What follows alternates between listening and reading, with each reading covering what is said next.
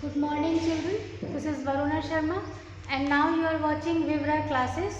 Please like, comment, share and subscribe to this channel.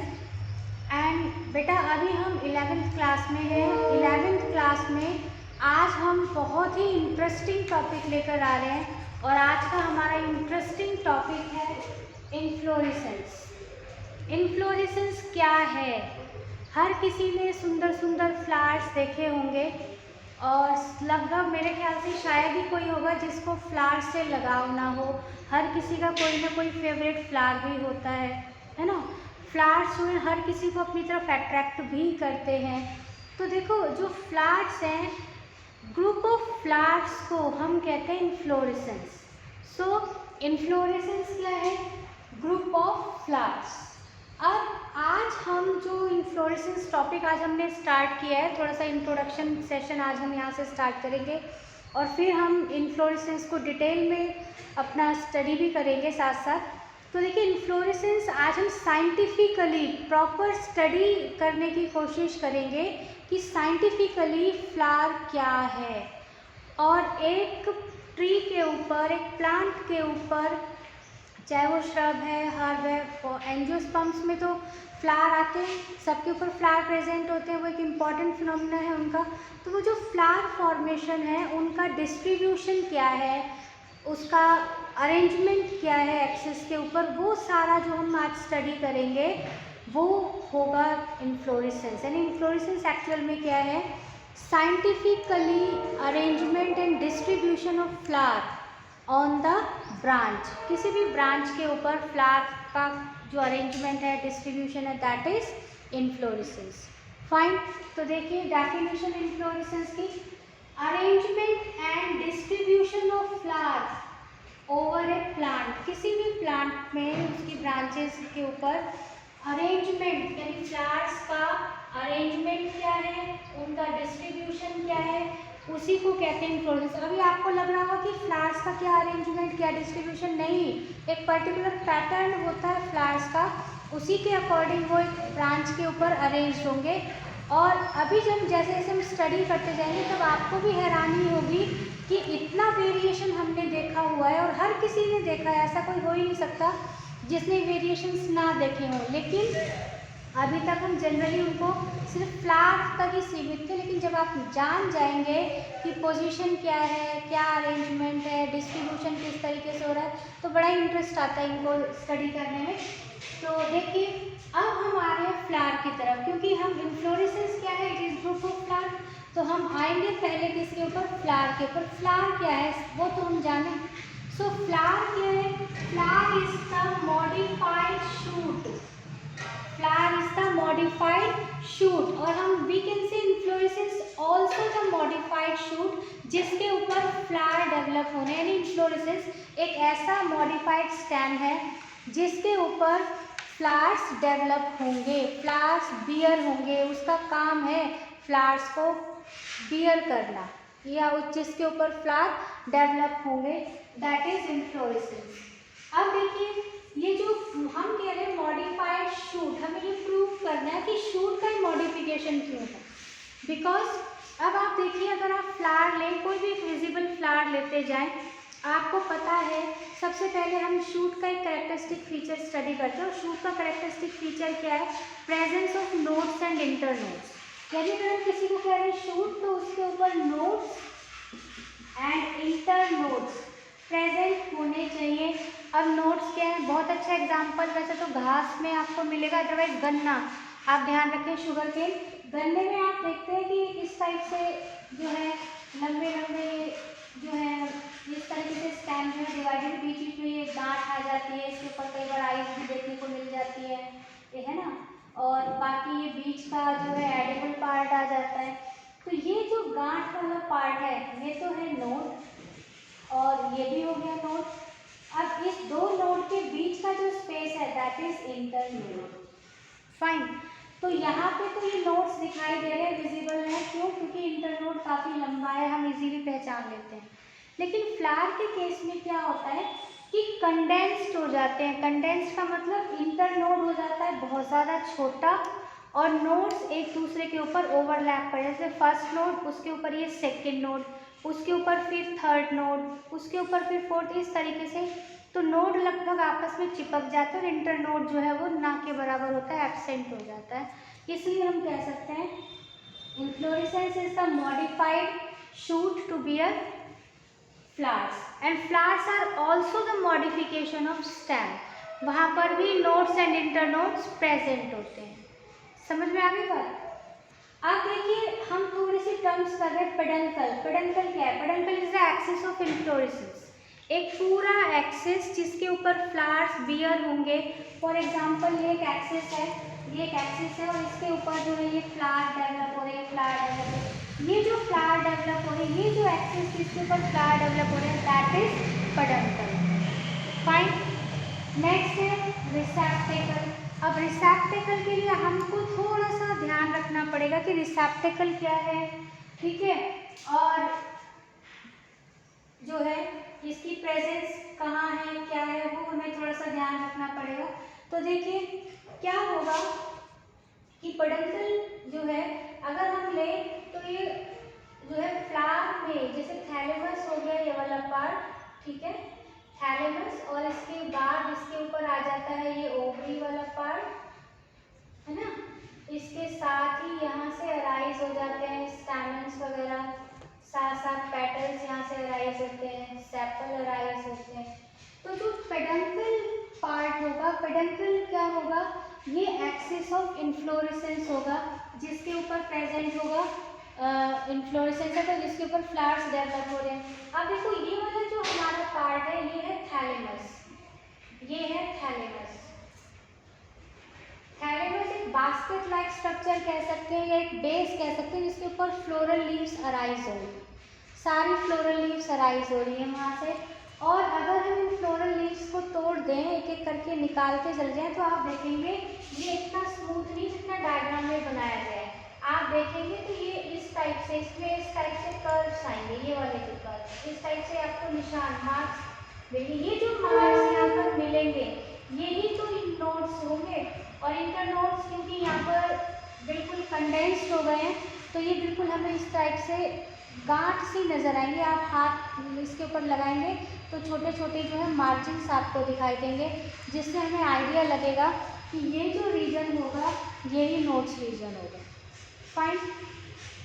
Next है receptacle. Receptacle is flattened peduncle. अगर जो peduncle है वो flat हो जाता है, फ्लैट हो जाए और फ्लैट पेडंकल के ऊपर फ्लावर्स अराइज हो, तब उस कंडीशन में हम उसको कहते हैं रिसेप्टेकल। फाइन।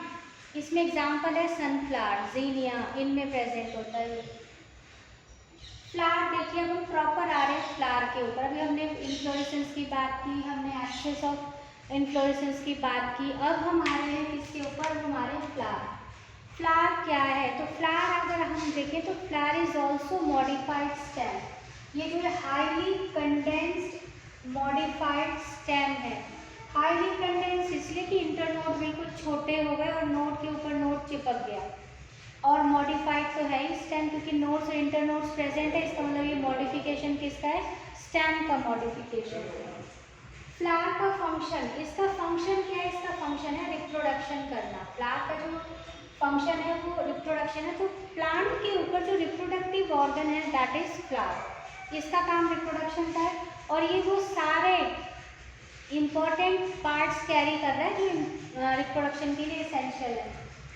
अब आ जाइए पेडिसिल। पेडिसिल क्या है? Pedicel is the stock of a flower. Pedicel is the stock of a flower. देखो जैसे फॉर एग्जांपल ये है ब्रांच, और ब्रांच के ऊपर आप देखिए ये फ्लावर एक डेवलप हो गया है, तो ये वाला जो पार्ट है जिसको हम कह सकते हैं स्टॉक है, ये जो स्टॉक है जो ब्रांच के साथ अटैच है, फ्लावर को जोड़ रहा है, दिस इज पेडिसिल। इसको हम क्या कहते हैं, पेडिसिल। अब देखिए यहाँ से दो टर्म आती है, तो फ्लावर्स को हम कह सकते हैं पेडिसिलेट फ्लावर, और एक हम कह सकते हैं सेस्टाइल फ्लावर। बहुत ही सिंपल सी बात बताऊँ, अगर पकड़ने के लिए डंडी है फूल में, जैसे रोज़ में हम लेते हैं स्टिक, हमें वैसे तो ब्रांच भी कट के आ जाती है, लेकिन फिर भी आप धीरे से फ्लावर को तोड़ेंगे तो एक छोटा सा स्टॉक होगा जिससे आप फ्लावर को पकड़ लेते हैं, है ना, ऐसे पकड़ लेते हैं, फ्लावर घुमाते हैं, छोटी सी डंडी फ्लावर की, दैट इज पेडिसिल। तो अगर वो पेडिसिल प्रेजेंट है फ्लावर में, दैट इज पेडिसिलेट फ्लावर। और if pedicels are absent then flower will be sessile, तब हम क्या कहेंगे, सेसाइल फ्लावर्स। तो ये जो पेडिसिल की प्रेजेंस और एब्सेंस के बेस पर है, pedicellate flower and sessile flower. Sessile flower का बता दूं तो चौलाई में और पालक के ऊपर जब पूरा आ जाता है, वहाँ इन्फ्लोरेसेंस आ जाता है, जब पालक पकने लगता है उसके ऊपर छोटे छोटे फ्लावर्स आ जाते हैं। चौलाई है उसमें ये सेसाइल फ्लावर्स होते हैं। ठीक, नेक्स्ट अब आते हैं हम पार्ट में। ये अब हम करते हैं यहाँ पर फ्लावर के बारे में। आप एक स्क्रीनशॉट ले लें प्लीज इसका, आप एक स्क्रीनशॉट ले लें इसका, हो गया? ठीक, अब हम एक बार जो है थोड़ा सा ध्यान देते हैं फ्लावर के लिए कुछ एक टर्म्स।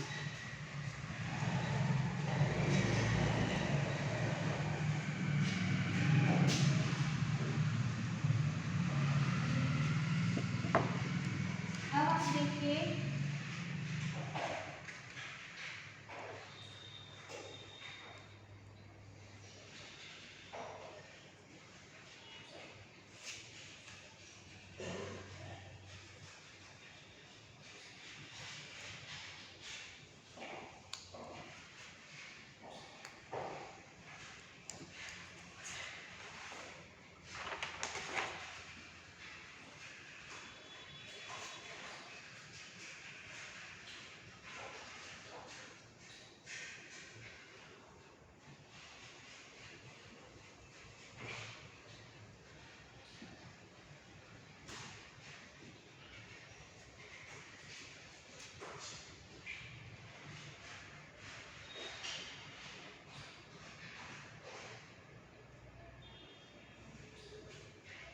ये देखिए, ये हमने जो है फ्लावर का डायग्राम बनाया। दिस बेसल पार्ट, ये जो बेसल वाला पार्ट है, दिस पार्ट इज थैलेमस। ये थैलेमस पार्ट है जिसको हम टॉरस भी कहते हैं। दिस इज टॉरस, हम टॉरस भी इसको कह सकते हैं। और ये जो टॉरस है ये फ्लावर स्टॉक, ये जो देखिए ये तो होगी डंडी जिससे आपने फूल को पकड़ रखा है, flower stalk. This is flower stalk. और अभी हमने क्या पढ़ा था, flower stalk is known as pedicel. So this is pedicel. If this pedicel is present then flower is pedicellate, or pedicel is absent then it is sessile flower. लेकिन इस फूल में तो जो हमने डायग्राम में ड्रॉ किया उसमें पेडिसिल प्रेजेंट है, so it is pedicellate flower. अब आप देखिए थैलेमस पार्ट है और इस थैलेमस पार्ट के ऊपर आप देखेंगे या इसके चारों तरफ अगर अलग अलग फ्लावर्स में अलग अलग अरेंजमेंट है, ये जो हमने डायग्राम ड्रॉ किया है यहाँ पर इसके ऊपर से सारे पार्ट्स अराइज हो रहे हैं फ्लावर के, चाहे वो सेपल्स हैं, चाहे वो पेटल्स हैं, चाहे वो एंड्रोशियम है, गाइनोशियम है, सारे पार्ट्स इसके ऊपर से अराइज हो रहे हैं। तो ये जो है सुपीरियर ओवरी होगी, वो हम आगे भी डिस्कस करेंगे।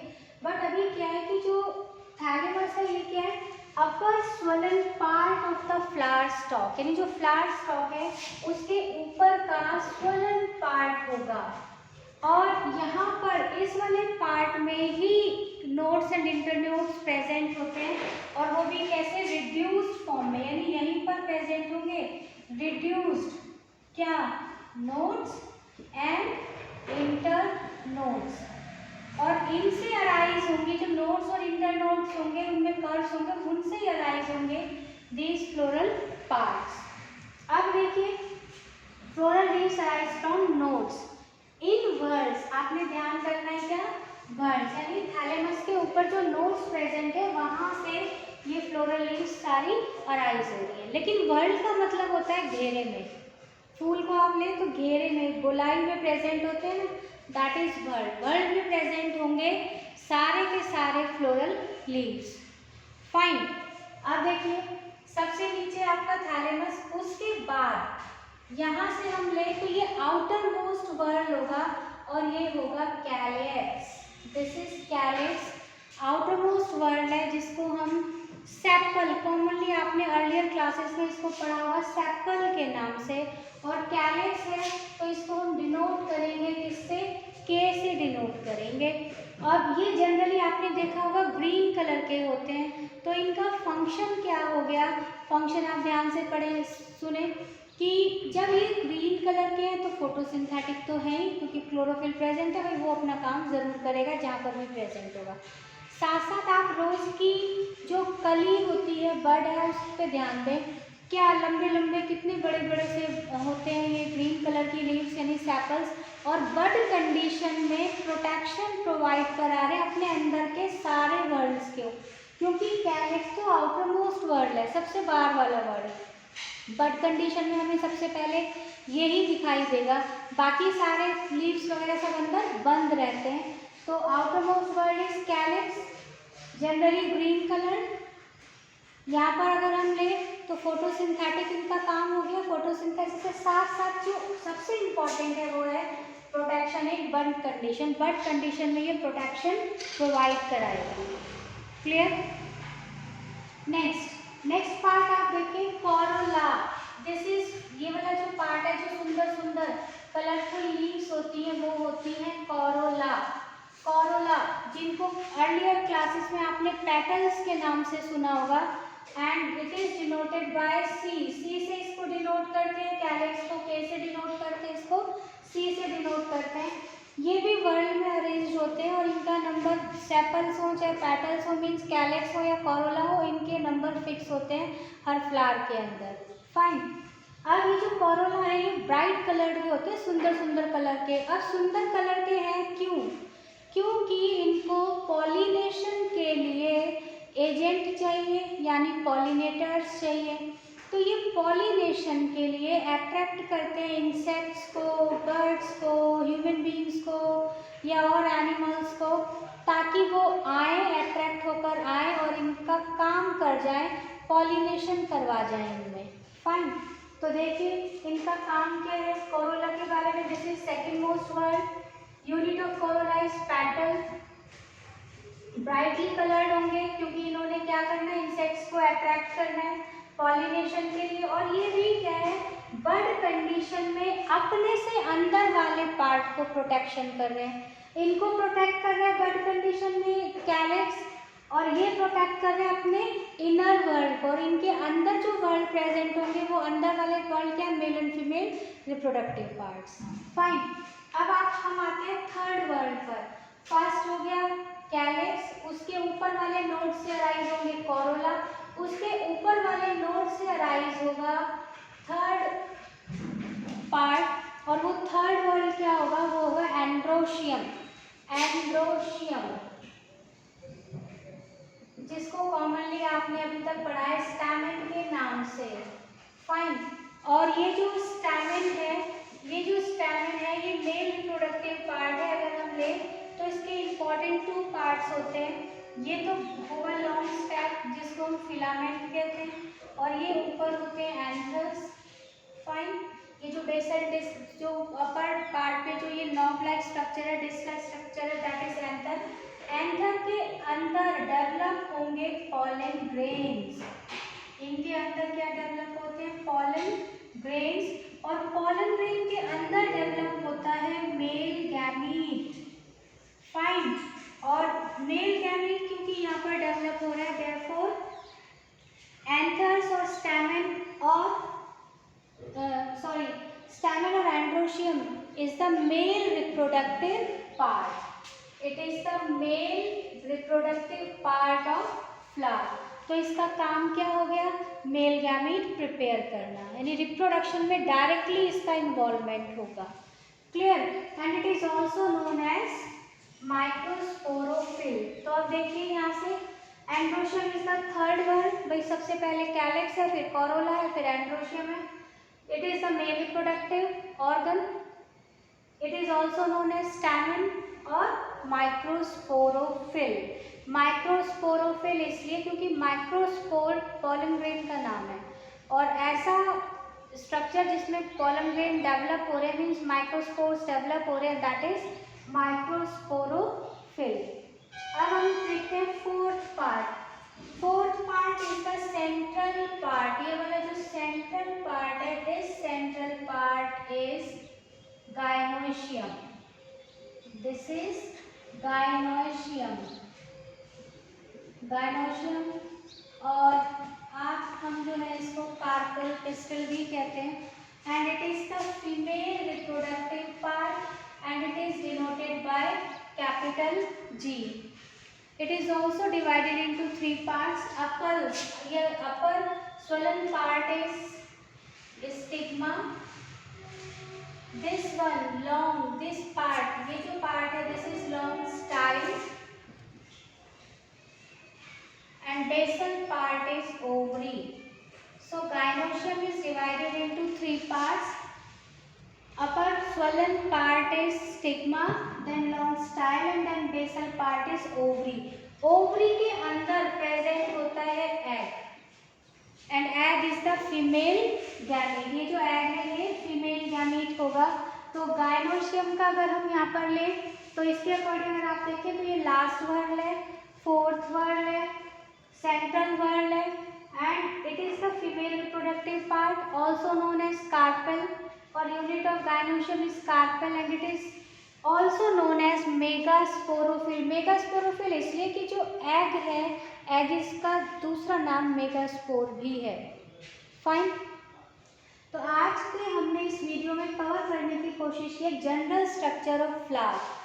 नेक्स्ट में हम अपने आगे, क्योंकि हम टॉपिक लेकर चले थे इन्फ्लोरेसेंस, तो आगे जो हमारी नेक्स्ट वीडियो है उसमें हम कवर करेंगे इन्फ्लोरेसेंस को. फ्लावर के साथ क्या अरेंजमेंट है इन्फ्लोरेसेंस में, फ्लावर के और दूसरे टर्म्स क्या हम यूज़ करेंगे, उनके साथ हम आगे इसको कंटिन्यू करेंगे. लेकिन फिर भी हम अगर वर्ल की बात करें तो आप देख रहे हैं कि 4 इम्पॉर्टेंट वर्ल प्रेजेंट है फ्लावर के अंदर, जिसमें से 2 वर्ल्स तो ऐसे हैं जो प्रोटेक्शन कर रहे हैं या हेल्प कर रहे हैं रिप्रोडक्शन में, but they are not directly involve. These whorls are known as accessory whorls. और ये जो कैलेक्स है और जो कॉरोला है, इनको हम क्या कहेंगे, एसेसरी वर्ल. फाइन. और वो पार्ट जो डायरेक्टली इन्वॉल्व है वो है कौन कौन से, जो डायरेक्टली इन्वॉल्व है रिप्रोडक्शन में, वो कौन कौन से, एक तो एंड्रोशियम है और दूसरा गाइनोशियम है. इनको हम कहेंगे essential whorl. These are known as essential whorl. यहाँ पर मैं लिख देती हूँ एसेंशियल वर्ल्ड. और एसेंशियल वर्ल्ड्स कौन कौन है, androecium and gynoecium. Androecium and gynoecium. Fine. I hope आज का ये लेक्चर आपको समझ आ गया होगा, लेकिन फिर भी अगर कोई क्वेरी है तो कमेंट बॉक्स में ज़रूर लिख दें. साथ साथ चैनल को सब्सक्राइब करना ना भूलें. विवरा classes. Please take a screenshot